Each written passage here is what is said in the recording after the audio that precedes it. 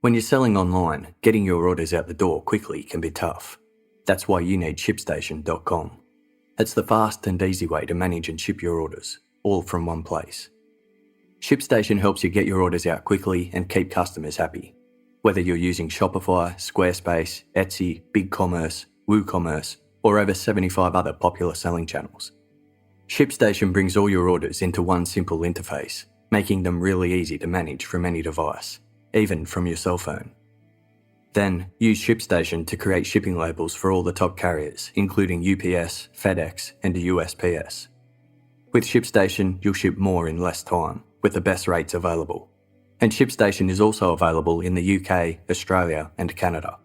No wonder ShipStation is a popular choice of online sellers. Right now, try ShipStation free for 30 days, plus get a special bonus when you use my promo code CASEFILE. Don't wait. Go to ShipStation.com. Before you do anything else, click on the microphone at the top of the homepage and type in CASEFILE. That's ShipStation.com. Enter CASEFILE. ShipStation. Make ship happen.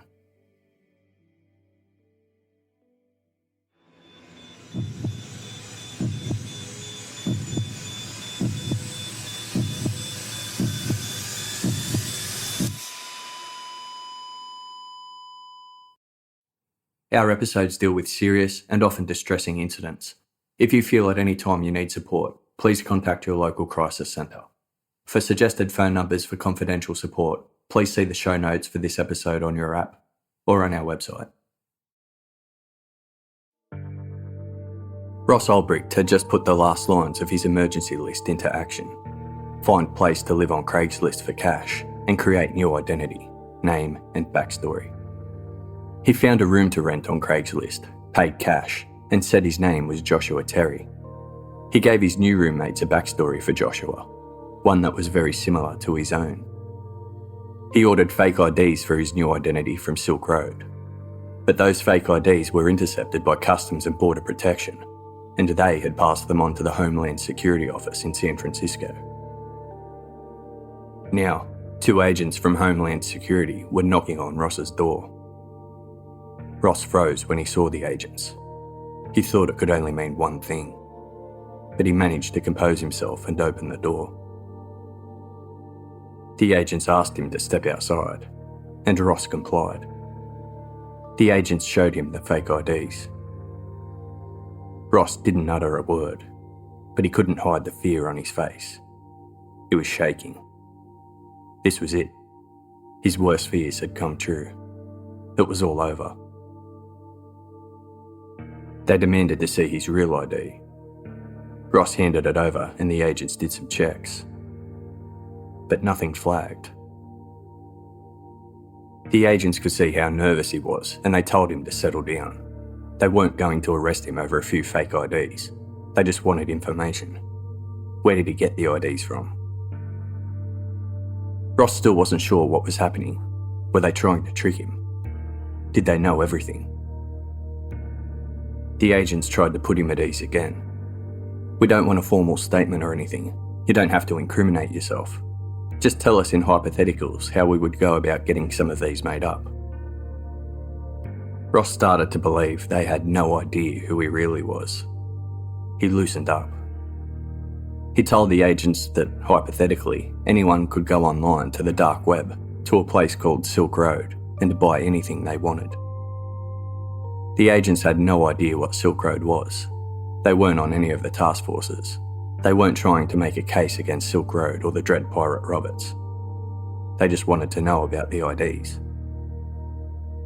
The agents believed everything checked out and asked Ross for a phone number in case they needed to get back in touch with him. He said he didn't have one, but he did give them a fake email address, fractalform@tourmail.com. The San Francisco Homeland Security agents thanked Ross and left it at that for the time being. Ross shut the door and let out a huge sigh of relief.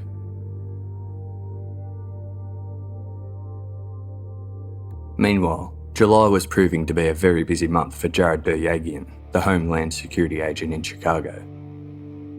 On July 14, the day after the deconfliction meeting with all of the other agencies, Jared received a call from FBI agent Chris Tarbell from the Cybercrime Division. Although Tarbell wasn't present at the deconfliction meeting, he watched Jared's presentation via video link and was impressed. Tarbell wanted to work with Jared. Tarbell explained to Jared that his cybercrime team had the holy grail of the Silk Road case, Silk Road server, but they hadn't been working on the case for that long, and they weren't sure where to start looking within the files. So they wanted Jared to fly to New York and work with them. Jared said he would love to, so long as he could still work on an important part of the case that he had developed. Jared was still working with the Silk Road seller accounts that he now had control of after identifying and arresting the original owners. Jared would take over the account and start striking up conversations with both buyers and sellers. With this method, he began talking to a volunteer moderator on Silk Road that went by the name Cirrus. After a few weeks of chatting, Jared became friends with Cirrus and told her he wanted to send her a gift.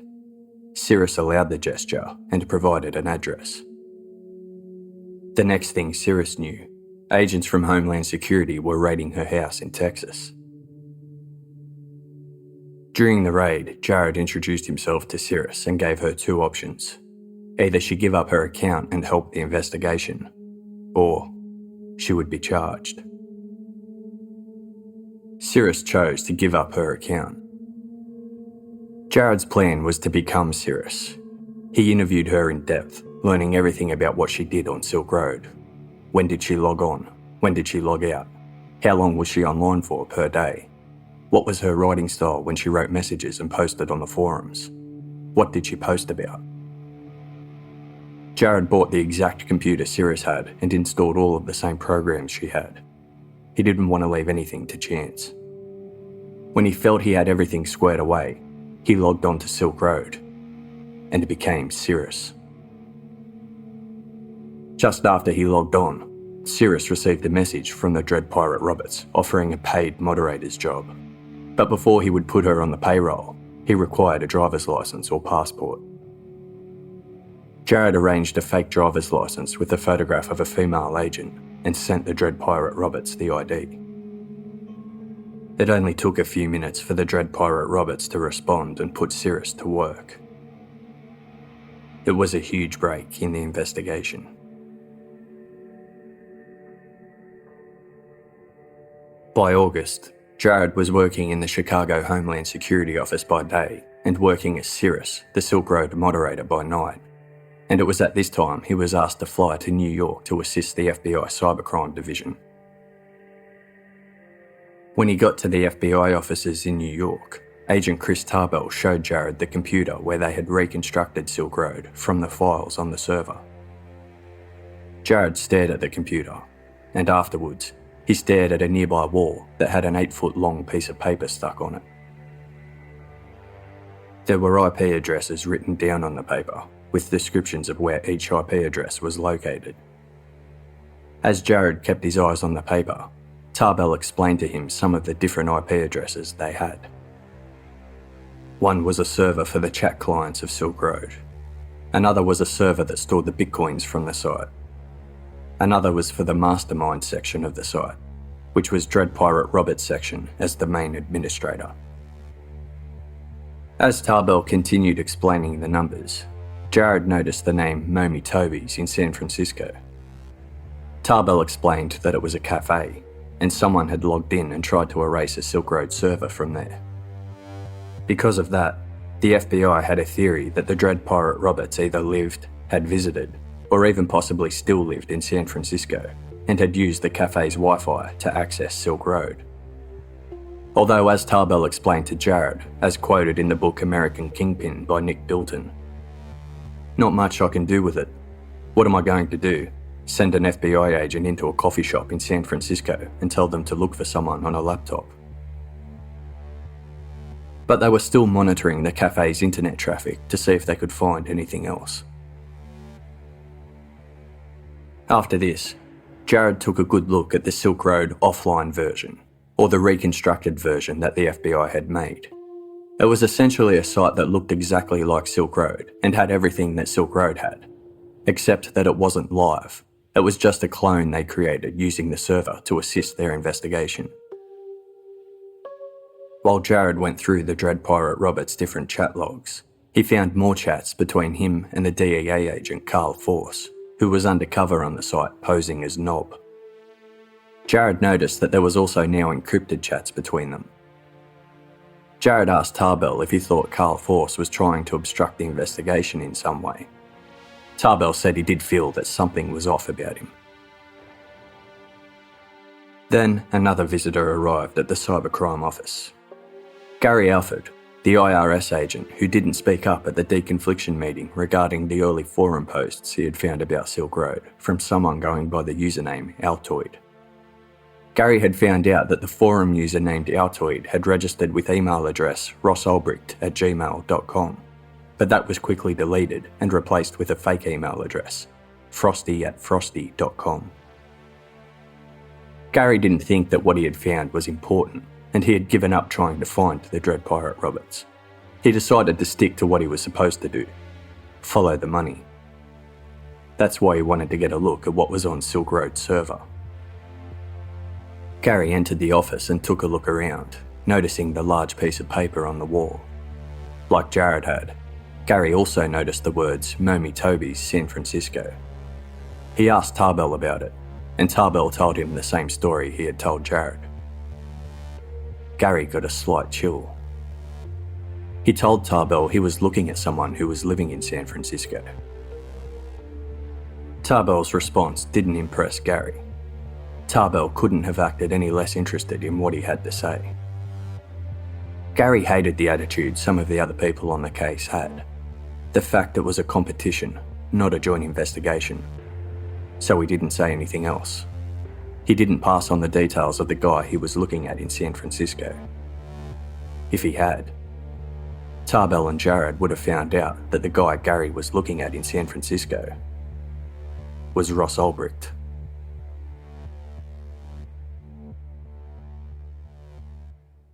It was around this time that Ross's ex-girlfriend Julia arranged to meet up with him. Ross didn't want to make any mistakes or mix her up in his fake Joshua Terry identity that he had created for his new roommates. So he rented another room in San Francisco and took her there. They spent the night together, and the following day, Julia went out to explore San Francisco. She returned early, and when she entered the apartment, she found Ross with his back to her, staring at the computer. Staring at a page she thought she'd never see again. Silk Road. Ross didn't even hear Julia walk in. She took a moment before saying hi. Ross pressed the kill switch, making his computer shut down instantly, and said he was just catching up on some work. But Julia had seen all she needed to. Ross had obviously lied to her when he said he had given Silk Road away and no longer had anything to do with it. She flew back to Austin. Soon after that, Ross thought it might be time to leave San Francisco and go back to Austin as well. Not specifically because of Julia, but because too many things had happened while he was in San Francisco, including that visit from Homeland Security. So he thought it was time to start somewhere fresh. While Ross was contemplating moving, IRS investigator Gary Alford couldn't get him off his mind. Could Ross be the Dread Pirate Roberts? As detailed in the book American Kingpin, Gary started talking to a DEA agent in the New York office about Ross. It wasn't the first time the agent had heard Gary's theory, and he said, "You really think you're going to find him from a Google search?" Gary nodded. "I'm right. I'm sure of it." Gary asked the Homeland Security officer to run Ross Ulbricht's name. He had done this before already, but maybe now something new would come up, or maybe they would find something they had missed previously. The Homeland Security agent ran Ross's name and told Gary that Ross had a travel record. He'd recently gone to Dominica, which Gary found strange, since Dominica and the Caribbean in general was a place well known for money laundering. Then, the Homeland Security agent started to get a bit more excited. "Whoa, there's actually a hit on this guy from a few weeks ago." Gary listened intently as the Homeland Security agent read the report out loud, Fake IDs had been confiscated by customs, and agents from Homeland Security in San Francisco went to the house the IDs were addressed to. They spoke to a resident there by the name of Ross Ulbricht. The San Francisco agents noted that Ross's roommates knew him as Joshua Terry, not Ross Ulbricht. Ross paid for his room in cash. Before living at 15th Avenue, Ross had lived in Hickory Street in San Francisco's central area. The agent's notes read, Ulbricht generally refused to answer any questions, but he volunteered that hypothetically, anyone could go into a website named Silk Road on Tor and purchase any drugs or IDs. A chill ran down Gary's spine. He ran to his supervisor's office and screamed, It's him! It's him! The supervisor asked Gary to calm down and explain what was going on. Gary did, and the supervisor told him to call Saren Turner, the assistant US attorney that was working with FBI agent Chris Tarbell. Gary called Turner and started giving him an overexcited explanation. Turner had to tell him to slow down. Gary told him everything he knew. Turner wasn't convinced, but said it wouldn't hurt to check, and asked for Ross's address. Gary gave him the Hickory Street address, where Ross had lived with his friend Renee when he first moved to San Francisco. Turner punched it straight into Google Maps. Turner said, Holy shit, it's around the corner from Momi Toby's cafe, where we found the IP address. Turner immediately arranged a conference call with Chris Tarbell, Jared Duryagian, and Gary Alford. Gary started from the beginning, elaborating on the Google search he'd done that led him to the 2 forum posts from someone called Altoid. He then went on to say that the user Altoid had originally registered with an email address, rossulbricht@gmail.com, but then deleted that address and entered a fake address, frosty@frosty.com. Tarbell stopped Gary. What did you just say? Gary started explaining again until he got to the Frosty part, and Tarbell interrupted him again.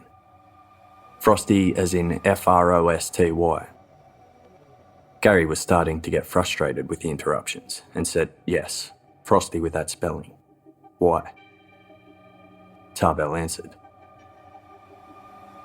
because when we got the server from Iceland, we saw that the server and the computer that belonged to the Dread Pirate Roberts were both called Frosty. The other men stayed silent on the line as it all sunk in. Gary Alford had found the Dread Pirate Roberts from a Google search. It took the agents a little over a week to set up an undercover surveillance team that would follow Ross Ulbricht's every move. Their operation resulted in the other agencies working on the case to immediately stand down. The email that was sent to the Baltimore task force instructed them to cease all activity on the Silk Road case, including logging onto Silk Road, its forum, or any undercover accounts. Carl Force panicked when he read the email. He'd heard rumours that the FBI might have found the Dread Pirate Roberts, but this confirmed it. He knew that if the FBI got into the Dread Pirate Roberts' computer, that would be the end of him. They would be able to see all of the conversations between the two of them, including the conversations Carl deleted, and the encrypted conversations where he was selling information while pretending to be a corrupt agent named Kevin. Carl immediately sent an encrypted message to the Dread Pirate Roberts, warning him that he had been identified and was about to be caught. He added in a threat that it was easy to get people in jail killed, and he had better delete all records of their conversations.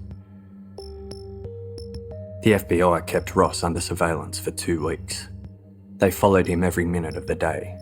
When he went out for a walk or spent time with friends or went to a cafe, they were watching. When Ross was seen on his laptop, the Dread Pirate Roberts was logged into Silk Road, and when Ross closed his laptop, it was the exact same time the Dread Pirate Roberts logged out of Silk Road. The agents had no doubt Ross Ulbricht was the man they were looking for. They scheduled the arrest to take place on October 1st, 2013. Agent Chris Tarbell flew to San Francisco a few days prior to join the team on the ground and to make sure everything was ready.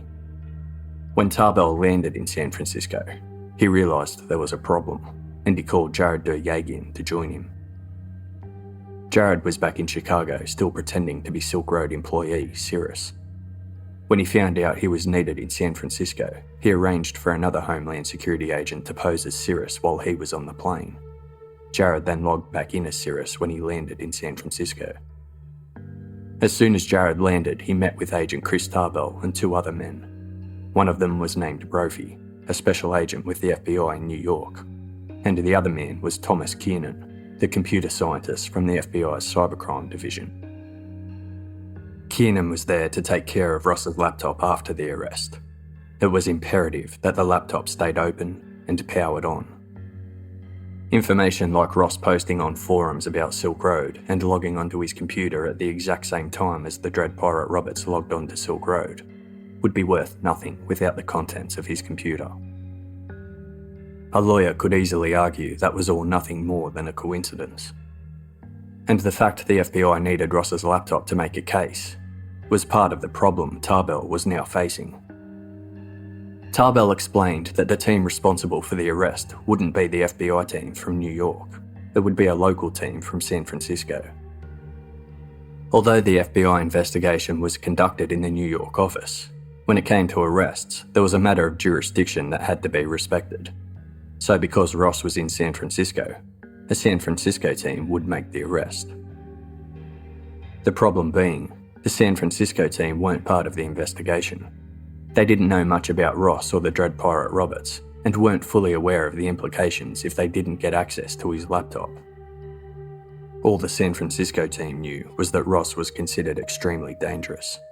They had seen the chat logs from the server where he ordered the murders of Curtis Green, Friendly Chemist, Tony 76, and Tony's three partners. So because of that, the San Francisco team was going to arrest him with the assistance of a SWAT team. SWAT aren't known for entering places quietly, and if Ross heard them coming, it would give him time to press the kill switch on his laptop, completely shutting it down. Meaning, if his encryption was done right, it would be impossible for the FBI to get the evidence they needed. They had to catch him with his laptop open, while he was logged onto Silk Road. Tarbell explained he was trying to talk the local office out of using SWAT, but it wasn't going well. He then outlined another concern. DEA agent Carl Force from Baltimore had phoned him and demanded access to Silk Road's server. Tarbell told Carl he had to go through the proper channels and get authorization. Carl said he had authorization, but after a few questions from Tarbell, it was clear he didn't. Both Tarbell and Jared agreed Carl Force looked more suspicious by the day. Their suspicions were correct. Carl had made that phone call only minutes after he sent the threatening message to the Dread Pirate Roberts about being able to have people killed in jail. Carl was trying to get access to the server to see if he could get rid of any incriminating evidence against him. The following day, October 1st, 2013, Agent Tarbell's request to make the arrest without SWAT was officially denied. The local office explained that the Dread Pirate Roberts was considered dangerous, and they wouldn't risk losing an agent over a laptop. Tarbell tried arguing that in this case, the laptop was almost as important as the life of an agent, but they weren't having it. They were using SWAT, and that was final.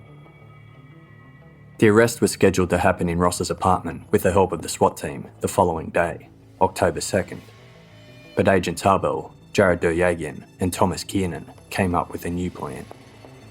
One without SWAT. The three of them were gathered outside a cafe called Bellow, located about a 5-minute walk from Ross's apartment. They weren't the only agents there either. There were several agents spread out around the area in case Ross walked out of his apartment. Their new plan was to try and arrest Ross in a public area. They thought that if they could get Ross using public Wi-Fi, and at the same time, they could get Jared chatting with him while he was posing as Silk Road employee Cirrus, then there would be no denying that Ross was the Dread Pirate Roberts. Ross had visited the Bellow Cafe only the day before, so they hoped he'd reappear there again. They waited anxiously, praying he would show up. The time was 1 p.m. Jared was watching the screen of his laptop, keeping an eye on the Dread Pirate Roberts, who was connected to the staff chat of Silk Road. But at 2:47 p.m, the Dread Pirate Roberts signed out of the chat. Jared checked his battery level. It was down to 18%. Since the Dread Pirate Roberts was no longer online, Jared made his way inside the Bellow Cafe to charge his computer. The cafe was jammed-packed with people, but Jared managed to find an open PowerPoint. It was the only one available. He started charging his computer and was planning on ordering a coffee when Tarbell stormed into the cafe and told him Ross had left his apartment and was currently walking in their direction. Jared quickly removed his computer from the PowerPoint, left the coffee shop and made his way across the street. He sat on a bench next to computer scientist Thomas Kiernan. Both agents pretended to be busy on their devices while they waited for an update on Ross's location. They soon got it. Ross turned up to the Bellow Cafe, just as they had hoped. Jared watched as Ross entered the cafe and then cursed under his breath when Ross walked out only 30 seconds later. Jared knew why. In chats with his employees, the Dread Pirate Roberts had instructed them never to access Silk Road in a place where someone could look over their shoulder. The cafe was packed, so it was too dangerous for Ross to log on. Ross turned right and kept going until he found the next available place that had Wi-Fi. The Glen Park Library.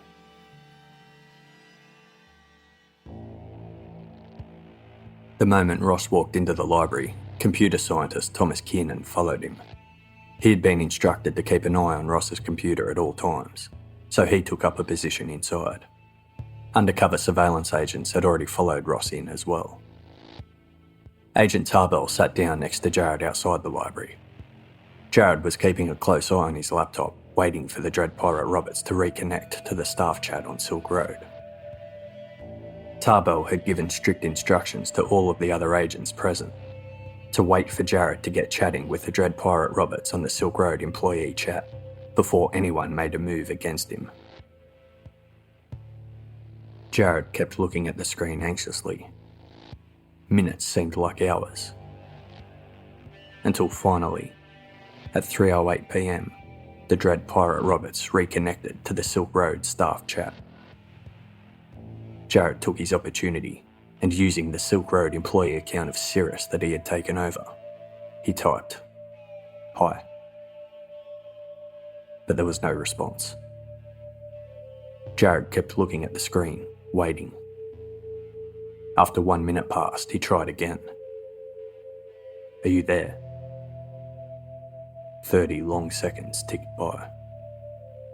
The Dread Pirate Roberts responded, "Hey." Jared typed, "How are you doing?" The Dread Pirate Roberts answered, "I'm okay. You?" Jared said, "Good. Can you check out one of the flagged messages for me?"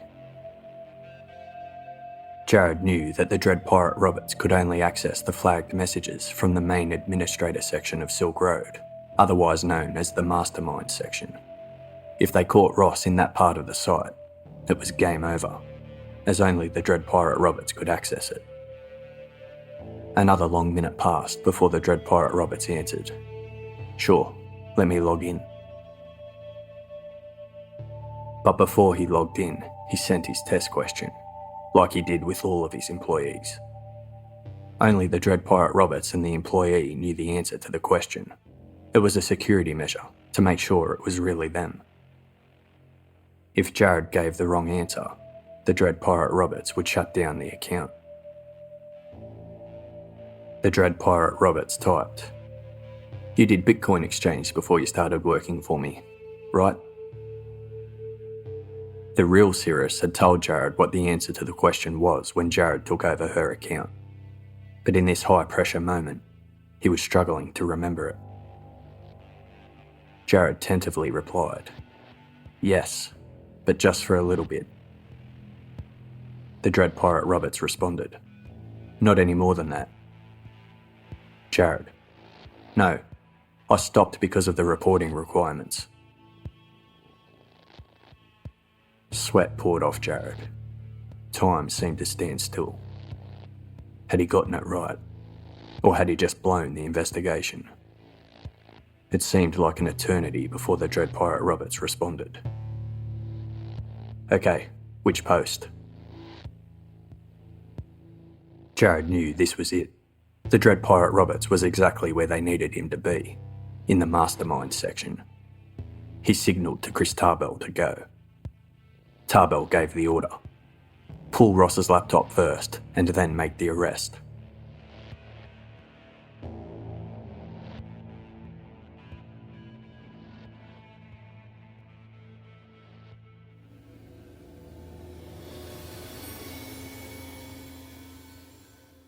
We hope you're enjoying today's episode. We'll be back shortly.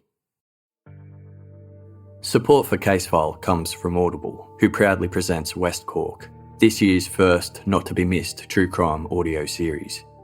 Here's what we know. Days before Christmas in 1996, Sophie Toscon de Plantier was beaten to death outside her weekend home in the Irish countryside.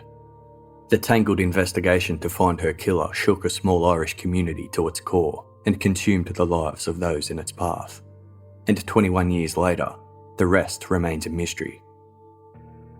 Join the hunt for the truth in this original true crime audio series, free for a limited time, only on Audible. Listen now at audible.com/westcork. This 13-part series will give you unprecedented access to all the key players, including an embattled prime suspect who has never been brought to trial. Listen now at audible.com/westcork.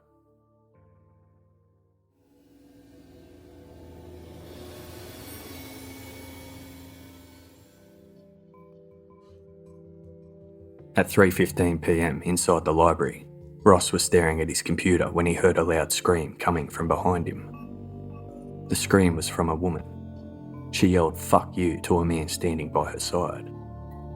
Ross was startled and turned around to see what was going on. The man had his fist raised and was about to punch the woman. But the punch never came. Ross was confused and turned back to his laptop. But it wasn't there. The man and woman pretending to argue were FBI agents. They took Ross by the arms and screamed at him to stay still.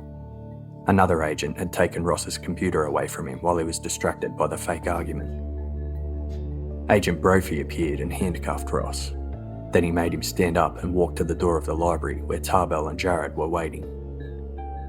Tarbell and Jared escorted Ross outside the library, and Ross asked what he was being charged with. Tarbell held up a piece of paper. United States of America vs. Ross William Ulbricht, aka Dread Pirate Roberts, aka DPR, aka Silk Road. Jared left Ross with Tarbell and returned to the library. He saw that Ross was logged into the main administrator section of Silk Road. The Silk Road support page and Tor chat were open as well, which showed the conversation Jared had just been having with him through Sirius's account. Thomas Kiernan carefully carried the laptop out of the library and into a waiting vehicle. He had to make sure the laptop remained on at all times, so as he sat with it in the car, he moved his finger on the mousepad regularly, so it was never out of activity. Kiernan was driven to a special van that was a mobile computer forensics lab. He started going through Ross's laptop with another computer expert. One of the first things they did was look for any traps, like a kill switch. The agents checked carefully, and over the next 10 hours, the laptop's contents were backed up 6 times. FBI agents conducted a thorough search of Ross's apartment. They found 2 thumb drives on his bedside table and 2 pieces of paper in the garbage can, which showed that Ross had been designing a new rating system for Silk Road. The notes seemed cryptic. They included different keywords and ideas for the rating system. When the agents matched up these notes to several forum posts from the Dread Pirate Roberts discussing the new rating system, every keyword matched.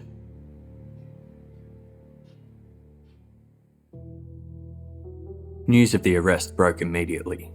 The FBI announced that they believed Silk Road had turned over $1.2 billion in revenue, with Ross alone pocketing $80 million in commissions in the 2 years and 10 months the site had been running. The story of the former Eagle Scout turned crime kingpin made headlines around the world. Those who were close to Ross couldn't believe it. His family denied the allegations, saying Ross wasn't capable of doing what the FBI were alleging. His roommates in San Francisco, the place Ross found on Craigslist and paid for in cash, got a shock when they saw the front page of the paper. Ross Ulbricht. He looks a lot like our old roommate Joshua Terry. They had to do a double and triple take. It was him. Ross hired lawyer Joshua Draytell to represent him. He was offered a plea deal before the case went to trial, plead guilty and served 10 years to life, but he refused it. There were 7 charges in total: narcotics trafficking, distribution of narcotics by means of the internet, and conspiracy to traffic narcotics, which all carried a sentence of 10 years to life. Running a continual criminal enterprise, commonly known as the Kingpin charge, which carried a sentence of 20 years to life. It could actually result in the death penalty if it was proven the person charged had committed murder. The remaining 3 charges were computer hacking, money laundering, and trafficking false documents. The 3 of those charges, if put together, could lead to a sentence of 40 years to life. The one thing that Ross wasn't charged with was murder. The charges were considered since they found the chat logs where the Dread Pirate Roberts ordered hits on 6 different individuals. But they knew the hit on Curtis Green never actually happened. That had been faked. And when the FBI searched for the real identities of Friendly Chemist, Tony76, and Tony's 3 partners, they couldn't find anything. No murders on their database matched to the dates and times the hits allegedly took place. The more they looked into it, the more it seemed that no murders ever took place at all. And Ross had paid a total of $730,000 for 6 murders that were never committed. But he thought they had. He had received the pictures of what he thought were dead people as proof the hits had taken place. He just didn't realise they were faked. Ross had been found with his computer open on Silk Road, but he believed that's all the FBI had. He had encrypted the rest of his files, his diary, his chat logs, the photographs of what he thought were dead bodies from the hits, and many other files. They were all encrypted with a password that Ross believed the FBI would never find.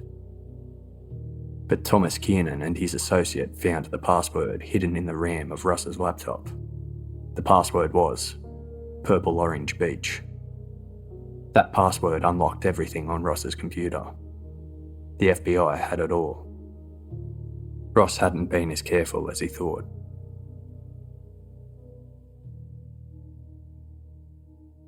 Ross's trial started on January 13, 2015. It lasted 3 weeks in total. Ross had a lot of people on his side. He didn't just have his family and friends, but many other people who subscribed to his beliefs and defended him, saying all he did was run a website, and if that was to be considered a crime, then the CEOs of large websites such as eBay and Craigslist should be considered criminals as well. There were pamphlets all over the stairs of the federal courthouse with people rallying for Ross. Leading the prosecution was Saren Turner, the assistant US attorney who had worked so closely with Agent Tarbell during the investigation. He explained to the jury how all of the technology worked, and he showed them the chat logs between the Dread Pirate Roberts and several employees and users, including all the chats with Variety Jones. In one chat log, Variety Jones promised he would get the Dread Pirate Roberts out of prison if he was ever caught, because with the amount of money they were generating, he would be able to hire a small country to break him out. But Variety Jones wasn't coming to help. When Joshua Draytell's turn came to present Ross's side, the defence he used was that Ross wasn't the Dread Pirate Roberts. He had given the side away. Draytell admitted Ross was the creator of Silk Road, but in November 2011, when Ross told his original programmer Richard that he'd given the site away, Draytell claimed he had actually done it. The site had proven to be too stressful, and he didn't want to have anything to do with it anymore. After he gave it away, He headed to Australia with his sister and tried to forget about it. Draytell said the Dread Pirate Roberts first appeared after Ross had already given the site away, so everything that happened after that had nothing to do with Ross. He had no knowledge of it. The evidence the FBI found on Ross's laptop was all planted by the real Dread Pirate Roberts. Ross had been hacked, and the evidence planted to frame him. The book American Kingpin by Nick Bilton highlights some of the key arguments and quotes within the courtroom. Seren Turner, quote, "His conduct was brazenly illegal. He knew perfectly well what he was doing the whole time. He built it, he grew it, he operated it from top to bottom until the very end. And then there is the defendant's attempt to explain away mountains of evidence on his computer. It's a hacker. It's a virus. It's ludicrous. There were no little elves that put all of that evidence on the defendant's computer. He knew perfectly well what he was doing the whole time, and you should find him guilty on all counts." Joshua Draytell, quote, "One of the fundamental principles in this case is that Dread Pirate Roberts and Mr. Ulbricht cannot be the same person. Saving those chats, does that sound like Dread Pirate Roberts? You have to actually enable the chats to be saved. Keeping a journal like that and then saving it on your laptop. A little too convenient. There are a lot of blinking neon signs in this case that have been created to incriminate Mr. Ulbricht. It's not the same person. The internet is not what it seems. You can create an entire fiction. I'm confident in deliberations, you will reach only one conclusion. Ross Ulbricht is not guilty on every count in the indictment." It was Draytell's argument that the FBI hadn't caught the Dread Pirate Roberts, so they settled on Ross because they needed to catch someone. He even hinted that the authorities had something to do with the frame, as they were under pressure to solve the case. But the jury didn't buy it. Ross Ulbricht was found guilty.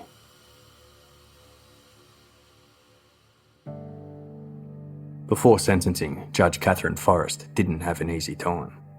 She received a huge amount of letters pleading to give Ross a light sentence.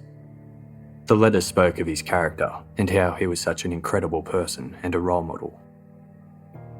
Ross himself wrote a letter to the judge saying that he now understood firsthand that jail was a hard place to live, but what hurt him the most was the pain he was causing his family. He also mentioned that when he started Silk Road, he had been naive and he now regretted his actions. He ended the letter with, "I've had my youth, and I know you must take away my middle years, but please leave me my old age. Please leave a small light at the end of the tunnel, an excuse to stay healthy, an excuse to dream of better days ahead, and a chance to redeem myself in the free world before I meet my maker." It wasn't just messages of support for Ross that the judge received.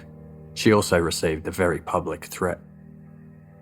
Someone published her home address and personal information online, along with a comment that read, "Fuck this stupid bitch.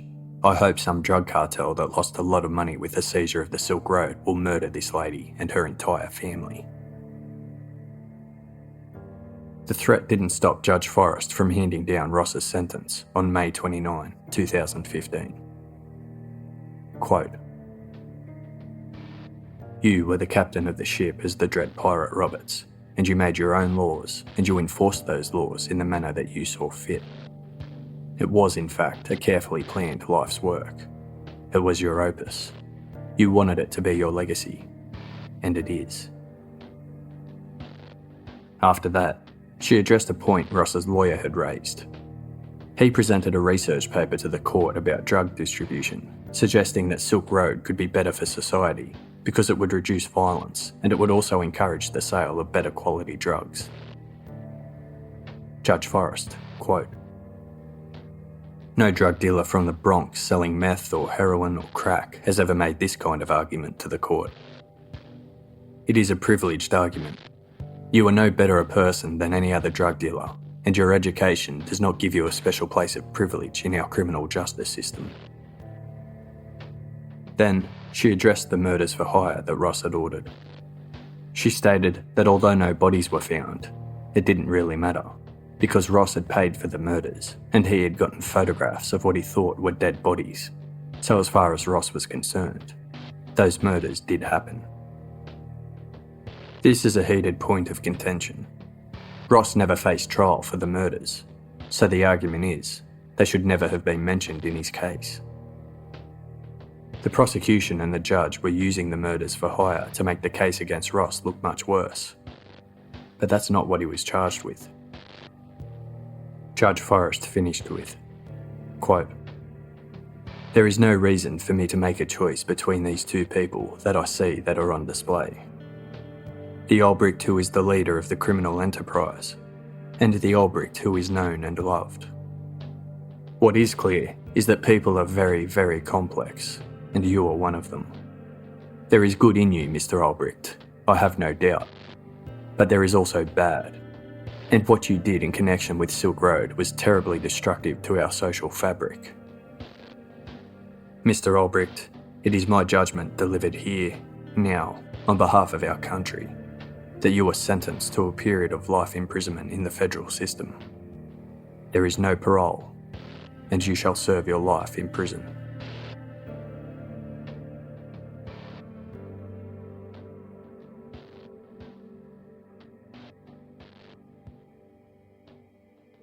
Nobody was able to believe the sentence given to Ross. It was actually above and beyond what the prosecution requested. His supporters, and especially his mother Lynn, had created an ongoing campaign to free him that started almost as soon as Ross was arrested. The campaign carried the name Free Ross and has an official website at freeross.org. In it, Lynn has uploaded and shared everything related to the case. She continues to speak out publicly about what she believes was an unfair arrest, an unfair trial, and a severely excessive sentence.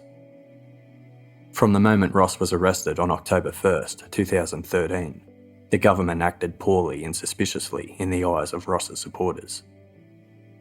For starters, after his arrest, he was kept in solitary confinement for 6 weeks, and neither Ross nor his family were informed as to why. He was only permitted to leave solitary confinement during his bail hearing. Various members of his family and supporters offered every economic resource they had, including their own homes, to bail Ross out.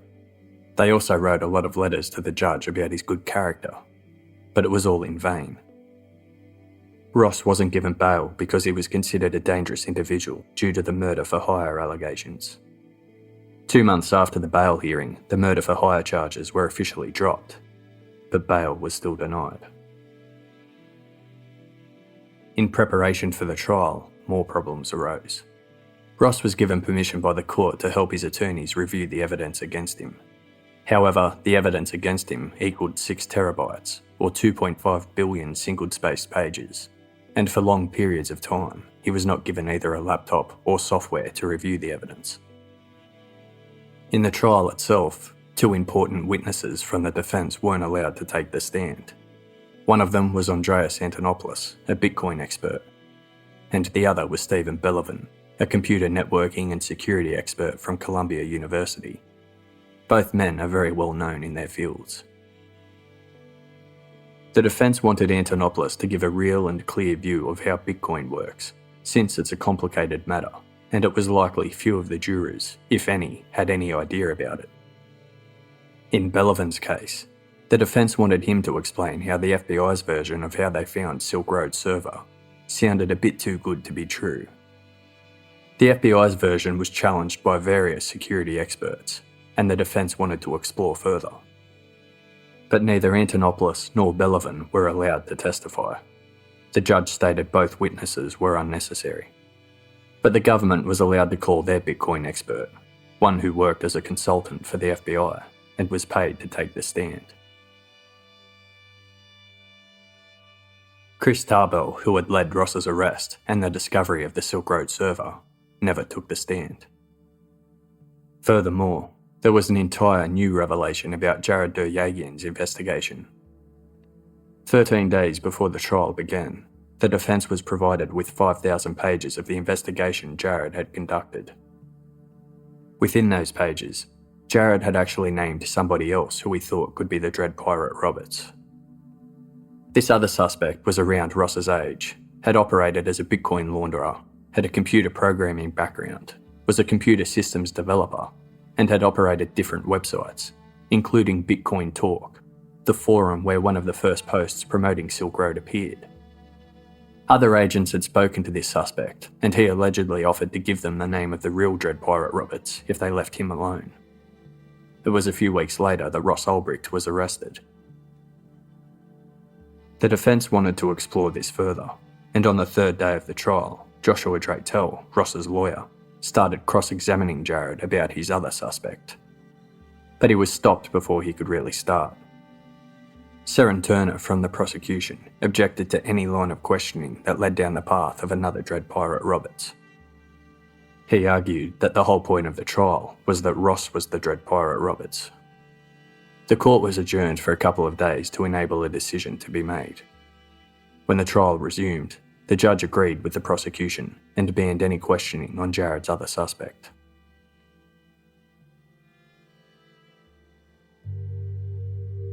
All in all, Ross's mum, Lynn, states that the government conducted a very controlled narrative before, throughout, and after the trial. She said the facts presented were very carefully selected to tell the story the government wanted to tell, and justice had been far from served. Recently, in an interview Lynn gave with dailycoin.org, she said this about the justice system. Quote, "I have been absolutely shocked at how I've seen it operate in this case, and of course in many others. And so I had my eyes opened over and over again. And I feel like what I've seen is so really concerning and frightening that everyone should care, because our justice system is so broken. And so our constitutional protections are being eroded, and there's so much unfairness that it really is shocking. And I've become a lot more sceptical and a lot more outraged, not only for Ross, but for so many." Ross was actually sentenced to 2 terms of life imprisonment without parole, and was given 40 years on top as well. What Lynn and Ross's supporters consider most unfair is that the sentencing is based primarily on the fact that he ran Silk Road. Hence, he's taking the blame for all of the crimes others committed inside Silk Road. Consider his sentence to infamous serial killer and cult leader Charles Manson. Manson and other members of the Manson family at least were able to apply for parole. Ross will never have that chance. Ross's computer contained a large amount of evidence, but to this day, some question if all that evidence truly belonged to him. Some still firmly believe he was framed by the real Dread Pirate Roberts. And there are others who feel that even if all the evidence was his, it was obtained illegally. One of the main points made by the defence was that no proper warrants were granted before searching inside Ross's computer, which was a violation of his Fourth Amendment rights. However, the judge ruled that there were proper warrants in place, and his Fourth Amendment rights were not infringed. The appeal judges agreed with the trial judge on this point.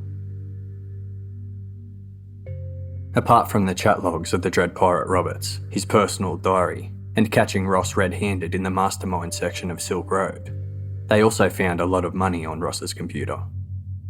He had 144,000 bitcoins, worth close to around $20 million at the time of his arrest.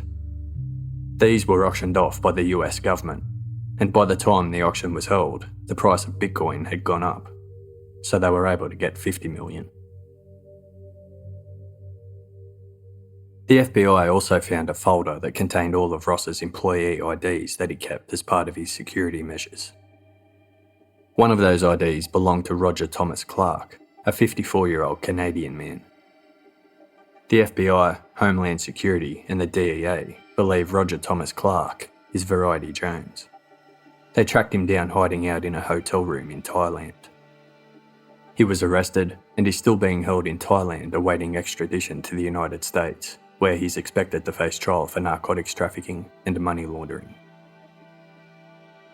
In total, more than 100 people were arrested in 43 different countries who had either bought or sold from Silk Road, or worked for Silk Road. Curtis Green, who Ross paid Knob to kill, was facing up to 40 years imprisonment. However, the judge took into account that Curtis was tortured and had a murder faked by government officials, so he gave him a sentence of time served. Curtis now sells Silk Road hats, t-shirts, and is writing a memoir about his time as a Silk Road employee. As for Carl Force, the Baltimore DEA agent who posed as Knob on Silk Road, he was given an award for his work on the case. Carl even thought about going in the same direction as Curtis and contacted book publishers and studios in Hollywood. He wanted to sell the story of the DEA agent who helped bring down Silk Road. But it wasn't long before things started falling apart for Carl. The FBI and the IRS had been tracing the bitcoins that had entered and left Silk Road. They found that some bitcoins went straight into an account owned by Carl Force. They started an undercover investigation on him, and they began finding other things. They found especially incriminating messages to the Dread Pirate Roberts from someone under the pseudonym French Maid. French Maid was another identity Carl had created. He had done it shortly before Ross's arrest. Under the French Maid account, Carl told the Dread Pirate Roberts he had information he would want to hear. For that information, Carl asked for $100,000, and Ross paid it. But Carl made a big error. In the messages under the French Maid account, he signed off using his real name, Carl. He realised his error and sent another message saying his real name was Carla, but he was fooling no one. After investigating further, they eventually uncovered all of the other encrypted and deleted messages Carl had sent the Dread Pirate Roberts under his other account names of Knob and Kevin. In total, from the fake murder hit and the information he sold about the case, Carl had pocketed $757,000. Carl surrendered and pled guilty to the charges. He was sentenced to 6.5 years in federal prison. He wasn't the only one involved in the investigation who was up to no good either. Secret Service agent Sean Bridges, who Carl had teamed up with at one point, had stolen bitcoins as well. Ross had been wrong all along. He ordered the hit on the wrong person. Curtis Green wasn't the one who stole $350,000 worth of bitcoins from him. It was Sean Bridges who stole them. During the arrest of Curtis Green, Bridges saw that Curtis had access to many users' bitcoins. When no one was watching, Bridges redirected $350,000 worth into an account with a fake business name. Bridges actually returned to Curtis's computer and stole even more money after that. The FBI eventually found that these missing bitcoins pointed to Bridges, so they started an undercover investigation on him as well. Bridges found out about the investigation, and he had a fake passport and a bulletproof vest on him when he was arrested trying to leave the country. Bridges pled guilty to the charges. In total, he had stolen over $800,000. He was given a sentence of close to 6 years. As for Gary Alford, whose Google searches found the Dread Pirate Roberts, he still works for the IRS. And after the Silk Road case, he was given an award which he keeps on his desk. It reads, "The Sherlock Holmes of cyberspace." FBI agent Chris Tarbell left the FBI after someone posted all of his personal information online in retaliation for his work on the case. His home address and his children's school address were posted. He now works for a cyber consultancy company where he assists the government and businesses on cyber-related crimes. On November 6, 2013, just 1 month after Ross's arrest, Silk Road 2.0 opened for business. A moderator from the original Silk Road site posted the following announcement, taken from the book Silk Road by Eileen Ormsby. "Ladies and gentlemen, I would like to announce our new home. As I've always stated, even with Silk Road itself, you should act at all times as though any site or marketplace you visit has been compromised from the very beginning. That is the only way to ensure that you do not become lax with your security. Do not fall into a false sense of security at any time on any site. Do not get comfortable. When you get comfortable, you get confident. When you get confident, you get cocky. And when you get cocky, you get caught." With the necessary security warnings out of the way, I look forward to seeing you all over on the new site. Let law enforcement waste their time and resources, whilst we make a statement to the world that we will not allow jackbooted government thugs trample our freedom. We are born free, yet moments later we are shackled by the rule of law. It is time, once again, to break free of those shackles. In the beginning, Silk Road 2.0 was the answer for all those who missed the original Silk Road. There were even some of the same moderators. But it didn't last long. Some of the moderators were arrested, and Silk Road 2.0 was shut down. Then Silk Road 3.0 appeared. A number of other black market websites also appeared under various names, but there are those who feel these sites are nothing more than scams or law enforcement traps. In May 2017, Ross lost an appeal against his life sentence. One of the judges on the 3-judge panel said this, quote, "Reasonable people may and do disagree about the social utility of harsh sentences for the distribution of controlled substances, or even of criminal prohibition of their sale and use at all. It is very possible that at some future point we will come to regard these policies as tragic mistakes and adopt less punitive and more effective methods of reducing the incidence and costs of drug use. At this point in our history, however, the democratically elected representatives of the people have opted for a policy of prohibition, backed by severe punishment. Courts have the power to condemn a young man to die in prison, and judges must exercise that power only in a small number of cases after the deepest thought and reflection. Although we might not have imposed the same sentence ourselves in the first instance, on the facts of this case, a life sentence was within the range of permissible decisions. In March 2012, Ross Ulbricht, aka the Dread Pirate Roberts, wrote the following post on the Silk Road forums. "Someday, we could be a shining beacon of hope for the oppressed people of the world, just as so many oppressed and violated souls have found refuge here already. Will it happen overnight? No. Will it happen in a lifetime? I don't know. Is it worth fighting for until my last breath? Of course. Once you've seen what's possible, how can you do otherwise? How can you plug yourself into the tax-eating, life-sucking, violent, sadistic, warmongering, oppressive machine ever again? How can you kneel when you've felt the power of your own legs, felt them stretch and flex as you learn to walk and think as a free person? I would rather live my life in rags now than in golden chains. And now we can have both. Now it is profitable to throw off one's chains, with amazing crypto technology reducing the risk of doing so dramatically. How many niches have yet to be filled in the world of anonymous online markets? The opportunity to prosper and take part in a revolution of epic proportions is at our fingertips." Judge Catherine Forrest, during the sentencing of Ross Ulbricht, aka the Dread Pirate Roberts. "I make this judgment mindful of the crimes that you have committed and the needs for the severest possible penalty to be imposed. There must be no doubt that lawlessness will not be tolerated. There must be no doubt that no one is above the law, no matter the education or the privileges. All stand equal before the law. There must be no doubt that you cannot run a massive criminal enterprise and, because it occurred over the internet, minimise the crime committed on that basis. For those considering stepping into your shoes, carrying some flag, some misguided flag, or doing something similar, they need to understand very clearly and without equivocation that if you break the law this way, there will be very, very severe consequences."